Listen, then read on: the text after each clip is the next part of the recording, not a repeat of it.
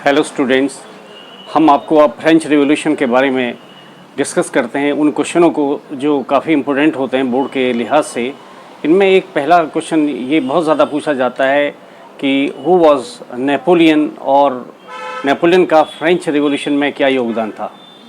तो नेपोलियन एक फ्रांस के सम्राट थे जिन्होंने बचपन में बहुत गरीब परिस्थितियों में अपना बचपन बिताया था।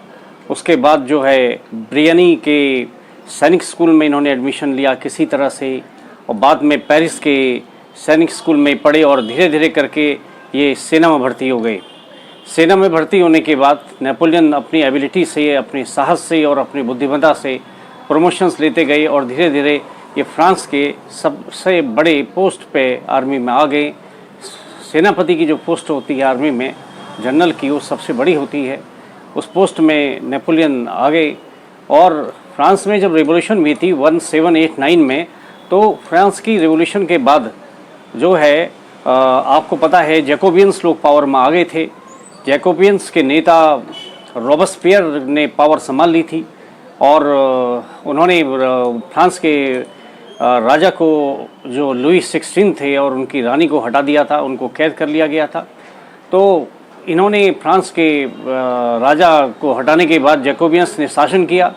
लेकिन ये समझिए 1793 से 1794 के बीच का जो पीरियड है वो फ्रांस की क्रांति का ऐसा पीरियड है जो बहुत ही खतरनाक है, जिसे हम रेन ऑफ टेरर कहते हैं, आतंक का समय है। और ये आतंक का समय इसलिए कहलाता है क्योंकि रॉबस्पियर के ज़माने में जो भी क्रांति का विरोधी समझा जाता, वो भले ही क्रांति का विरोधी वाकई न होता, लेकिन उनको शक के आधार पर ही बहुत सारी हत्याएं कर दी गई।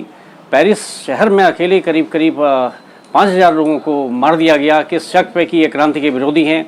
और पूरे फ्रांस में 20,000 लोगों को मौत की घाट उतार दिया गया। अब आपको बड़ा आश्चर्य होगा कि मौत का तरीका भी बड़ा अनोखा था। डॉक्टर गुलेटिन नाम के एक आविष्कारकर्ता ने एक ऐसा निकाला था कि ऊपर से एक फरसा टाइप का होता था, नीचे गर्दन डालनी पड़ती थी, वो फरसा उसके ऊपर गिरता था और गर्दन अलग हो जाती थी। इसे गुलेटिनाइज करना कहते थे। तो बहुत सारे जो बड़े बड़े क्रांति के साथी थे उनको क्रांति विरोधी समझकर उनको मार दिया गया। दांते भी उनमें से एक थे। और ऐसे ही जो है रॉबस्पियर को का भी नंबर आ गया कुछ समय के बाद। और तो और इसके आविष्कारकर्ता जो थे डॉक्टर गुलेटिन, उनकी गर्दन भी इसी से कट गई। तो ये बहुत ही रोचक आविष्कार था जो आविष्कारकर्ता की गर्दन को ले गया साथ में। वहाँ के उस समय के शासक रॉबस्पियर की गर्दन कट गई, दांते जैसे विचारक की गर्दन कट गई, और भी बहुत सारे लोगों को जो क्रांति वाले होते हुए भी क्रांति के विरोधी साबित कर दिए गए और उनकी गर्दन उड़ा दी गई। तो रेन ऑफ टेरर के बाद लोगों ने सोचा यार इस तरह तो बहुत गलत है, इस तरह की रेन ऑफ टेरर से तो लोग बहुत सारे मारे जाएंगे, बेगुनाह लोग मारे जाएंगे। और उसके बाद जो है 5 लोगों के, बुद्धिमान लोगों को डायरेक्टरी बनाई गई कि ये जो है डिसाइड करेगी डायरेक्टरी की भाई शासन कैसे चले करके। उनमें से नेपोलियन की एबिलिटी के बेस पे, देखो नेपोलियन को इटली के वॉर में भेजा गया और सार्डिनिया को हरा के उन्होंने अपनी काबिलियत सिद्ध की। ऑस्ट्रिया को इन्होंने हरा दिया। ऑस्ट्रिया को तो सपने में भी सोच नहीं थी कि भाई माउंट ब्लां जैसे ऊंचे पहाड़ और दुर्गम पहाड़ से कोई सेना पार हो सकती है। नेपोलियन अपनी सेना लेके ऑस्ट्रिया में पहुंच गए और उनको हरा दिया।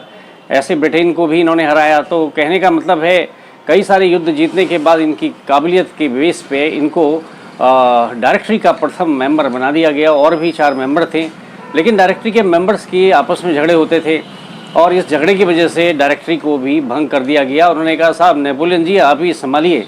तो नेपोलियन जो थे 1804 में फ्रांस के सम्राट बन गए और ये करीब 1815 तक फ्रांस के सम्राट रहे। अब नेपोलियन के बारे में ये आता है कि नेपोलियन साहब के अंदर ऐसी क्या काबिलियत थी। तो नेपोलियन जो थे वो बहुत ही ज़्यादा योग्यता वाले थे।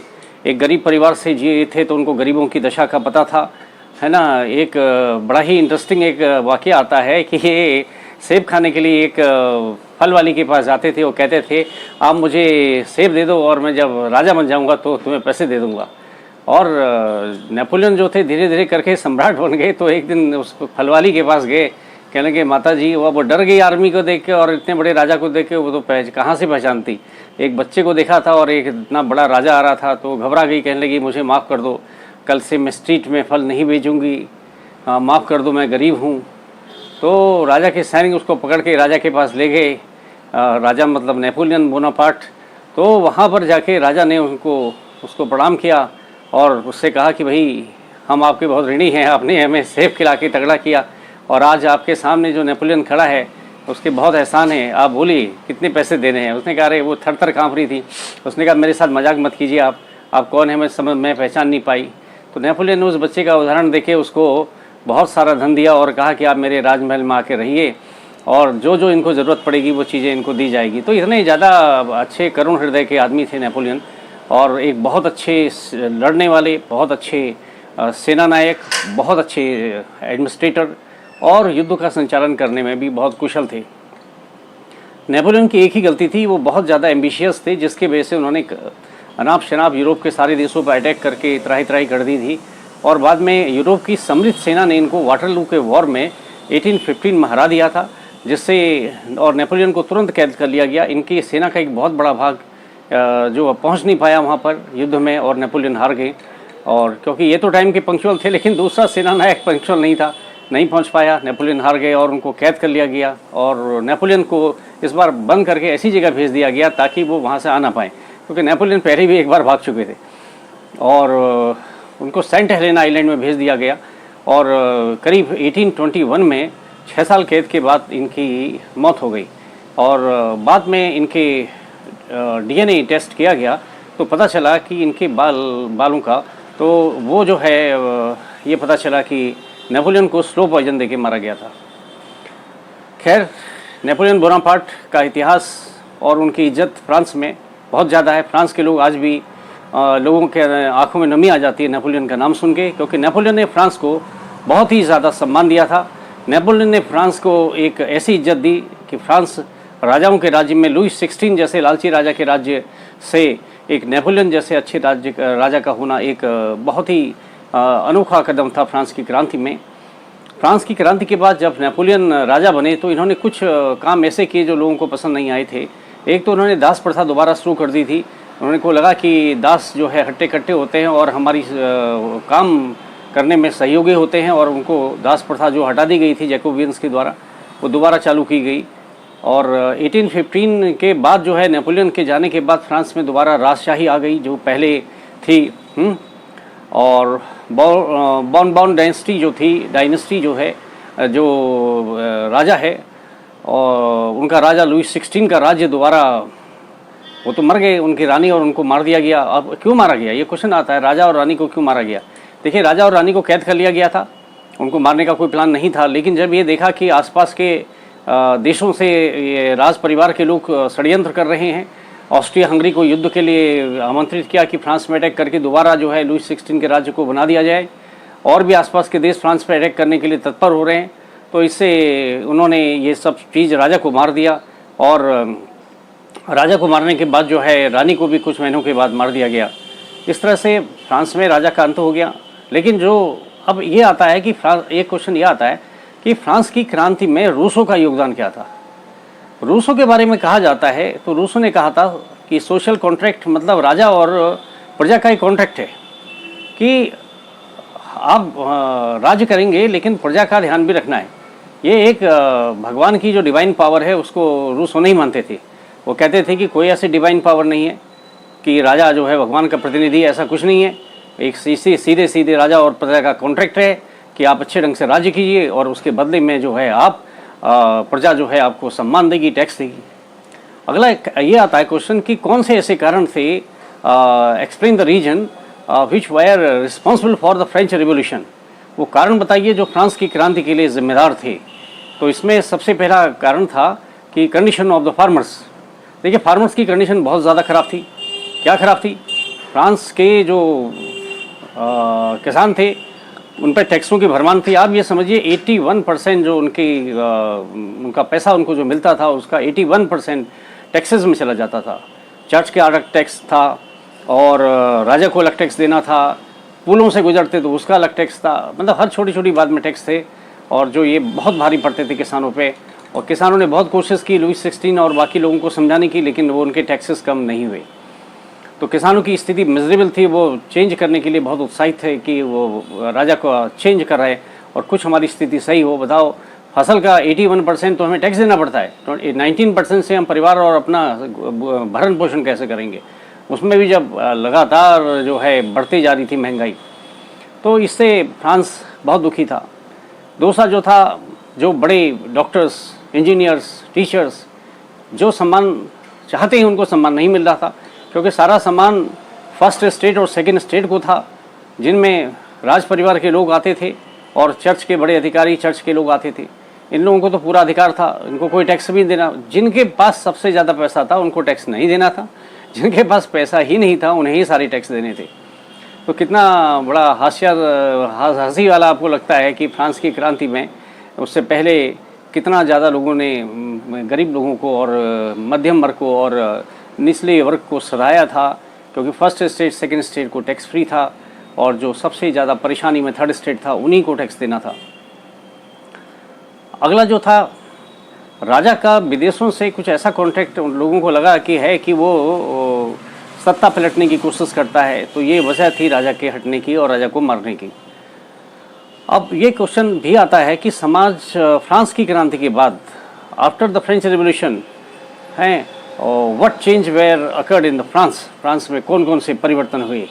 तो फ्रांस में जो परिवर्तन हुए वो उनमें से एक है, देखिए फ्रांस की क्रांति के मकसद तो पूरे हो गए थे कि उन्होंने कहा कि फ्रेटर्निटी मतलब भाईचारा फ्रांस में फैले। दूसरी बात थी कि जस्टिस आए, न्याय आए, वो हो गया, प्रजातंत्र हो गया, राजा का राज्य ख़त्म हो गया।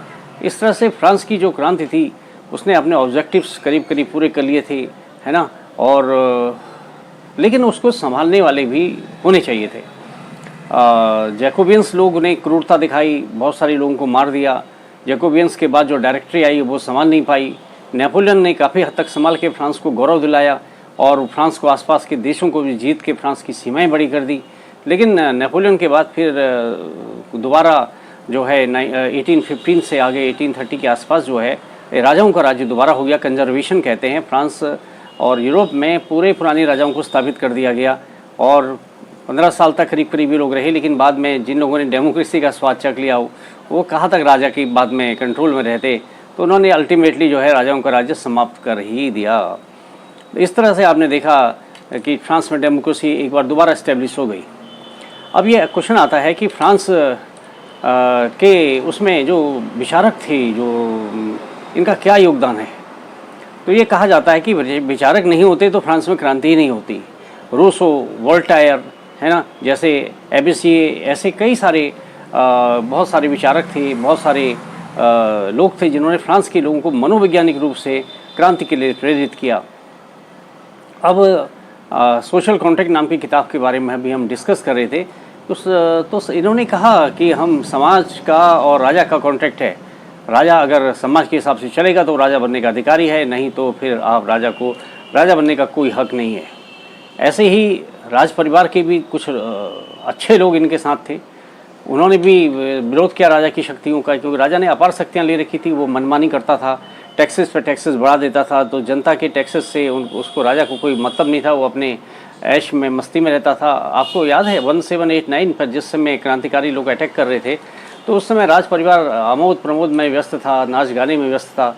इन लोगों ने अटैक करके राजा रानी को बंद कर दिया और पूरे दिन रात भर घेरे रखे महल को। उसके बाद राजा और रानी को जो है कैद कर लिया गया और पूरा सत्ता पलट दी गई थी। तो फ्रांस की क्रांति ने दुनिया को एक नई राह दिखाई कि हम स्वतंत्र होकर रह सकते हैं, हम समानता से रह सकते हैं, इक्वलिटी से रह सकते हैं, हम भाईचारे से रह सकते हैं। अच्छा, फ्रांस के कई विचारकों ने कहा कि ये तीन चीज़ें अलग अलग होनी चाहिए। कौन कौन सी? Legislature, judiciary. एक तो लेजिस्लेचर अलग होना चाहिए, जुडिशरी अलग होनी चाहिए, और दूसरा जो है इसमें देखिए तीन चीज़ों में सबसे इम्पोर्टेंट होता है ये लेजिस्लेचर क्या चीज़ है, जुडिशरी क्या है, ये क्या होता है। देखिए लेजिस्लेचर का मतलब क्या होता है, जो लोग चुने जाते हैं तो वे एक संसद सी बनाते हैं, और जुडिशरी का मतलब होता है न्याय प्रणाली, है ना। और एडमिनिस्ट्रेशन जो होता है, एडमिनिस्ट्रेशन में एक तीसरी चीज़ जो होती है एडमिनिस्ट्रेशन, एक इसका मतलब है जो शासन संभालते हैं। देखिए, चुने हुए लोग जो है होते हैं, जुडिशरी को बिल्कुल अलग रखो, न्याय प्रणाली बिल्कुल अलग होनी चाहिए, जिससे न्याय पे कोई दखल ना हो। तो जुडिशरी को तो अलग कर दिया गया। अच्छा, एडमिनिस्ट्रेशन को और जो लोग चुने जाते थे, देखिए जैसे कोई लोग चुन के MP MLA बनते हैं इस समय इंडिया में, तो वैसे ही वहाँ भी उन्होंने कहा हम एक जनरल असेंबली बनाएंगे जिसमें लोग चुने हुए लोग रखे जाएंगे, है ना। उसके अलावा एडमिनिस्ट्रेशन करने के लिए एक अलग से सिस्टम होगा। तो ये सब चीज़ें फ्रांस में करी गई। पहले वहाँ की उसको कन्वेंशन कहते थे, लेकिन बाद में उन्होंने कहा हम इसको एक जनरल असेंबली बोलेंगे और उसमें लोग सब चुने जाएंगे। लेकिन आपको बड़ा दुख होगा कि वोट देने का अधिकार अभी भी महिलाओं को नहीं था। महिलाएं अभी भी वोट देने के अधिकार से वंचित थी और महिलाओं को ये बात पसंद नहीं आई। इंडिया में तो क्रांति के बहुत जल्दी ही जो है अधिकार मिल गया था महिलाओं को, लेकिन फ्रांस में अधिकार, महिलाओं को वोट देने का अधिकार नहीं मिला और इंडिया में बहुत जल्दी मिल गया था। फ्रांस के नेशनल सॉन्ग के बारे में आपने सुना होगा, मार्सिलेज जो है उनका नेशनल सॉन्ग है, जिसको वो लोग गा के अपने राष्ट्र के प्रति सम्मान प्रकट करते हैं। और आपने ये सुना होगा कि 1782 में भी फ्रांस में एक संसद के तरह की एक सभा बनी थी, इसका चुनाव हुआ था, उसको कन्वेंशन कहते थे। और फ्रांस में आतंक का राज्य, रेन ऑफ टेरर क्या चीज़ थी? फ्रांस में रेन ऑफ टेरर का मतलब था 1793 से 1794 का समय, जब आदरणीय रॉबस्पियर साहब थे, उस समय ये रेन ऑफ टेरर कहलाता था। क्रांति के विरोधी जिनको भी समझा गया उनको मार दिया गया। तो ये घटना बहुत ही खराब घटना है फ्रांस के इतिहास की, जिसकी वजह से रॉबस्पियर का शासन को लोगों ने समाप्त ही करवा दिया। और फिर जो है 5 लोगों की डायरेक्टरी बनी, जिसे कहते थे कि एक की जगह 5 सही रहेंगे, है ना। तो वो 5 भी आपस में झगड़ते रहते थे, तो अल्टीमेटली वो 5 वाली सभा भी धीरे धीरे भंग कर दी गई।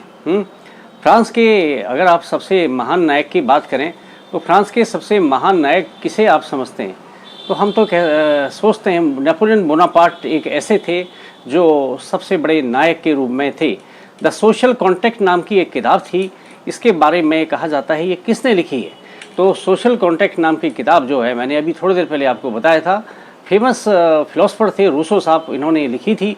इसका मतलब राजा और प्रजा के बीच में बेसिकली एक एग्रीमेंट है, और ये जो है एग्रीमेंट से राजा को प्रजा का ध्यान रखना चाहिए।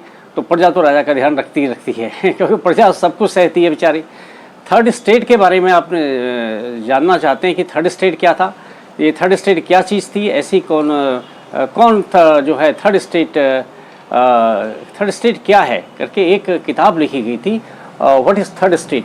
इसके राइटर का नाम पूछा जाता है। तो आवेशिये नाम का एक फिलोसफर थे, एक पॉलिटिकल साइंस की ज्ञाता थे, जिन्होंने किताब लिखी है व्हाट इज़ थर्ड स्टेट, है ना। फ्रांस में आपने सुना होगा बहुत सारी जो भीड़ थी, उन्होंने कब जाके अटैक किया था। एक बहुत फेमस जेल थी वहाँ की, और वो फेमस जेल थी बेस्टिल। वहाँ पर जो है अटैक किया गया था। और वो इसी 1789 की ही घटना है, और तारीख थी 14 जुलाई को 1789 को बहुत सारे एंग्री लोग जो थे उन्होंने अटैक किया और जेल को तोड़ दिया। और आपको आश्चर्य होगा, जेल के पत्थर तक बेच दिए। उन्होंने कहा भैया बेस्टिल का ये पत्थर है, खरीदिए इसको लोगों ने कहा लाओ खरीदते हैं। तो लोगों ने वो पत्थर तक खरीद लिए, बेस्टिल नाम की फेमस जेल की एक यादगार के रूप में। भैया हमारे पास भी उस टूटी हुई जेल का एक पत्थर है, एक ईंट हमारे पास भी है। समझ में आया? तो इस तरह से आप फ्रांस की क्रांति के बड़े बड़े इवेंट्स के बारे में जान रहे हैं। और एबीसीए नाम के आदमी के बारे में अभी आपने देखा था। एबीसीए जो था वो फ्रांस की क्रांति में एक लीडर था। दांते भी एक बहुत इम्पोर्टेंट लीडर था। ऐसे ही वोल्टेयर थे, ऐसे ही रूसो थे। तो ये सारे के सारे लोग, एक गजब की किताब है ला एमी डू यू पीपल, है ना, ला एमी डू यू पीपल। ये किताब जो है, इसके राइटर जो थे उस किताब ने भी बहुत ज़्यादा हंगामा बरपाया था फ्रांस की क्रांति में। जियों पॉल मैरिट नाम के एक फेमस राइटर थे, जिन्होंने ये किताब लिखी थी। और उस किताब का मकसद था लोगों को और जगाना कि किस किस तरह से लोग क्रांति के समर्थक बने, है ना। और अभी आपने पढ़ाई था कि व्हाट इज़ थर्ड स्टेट नाम को एबीसीए ने लिखा था। तो ये बड़े फेमस फिलोसफर थे जिन लोगों ने फ्रांस की क्रांति का लीडरशिप की थी।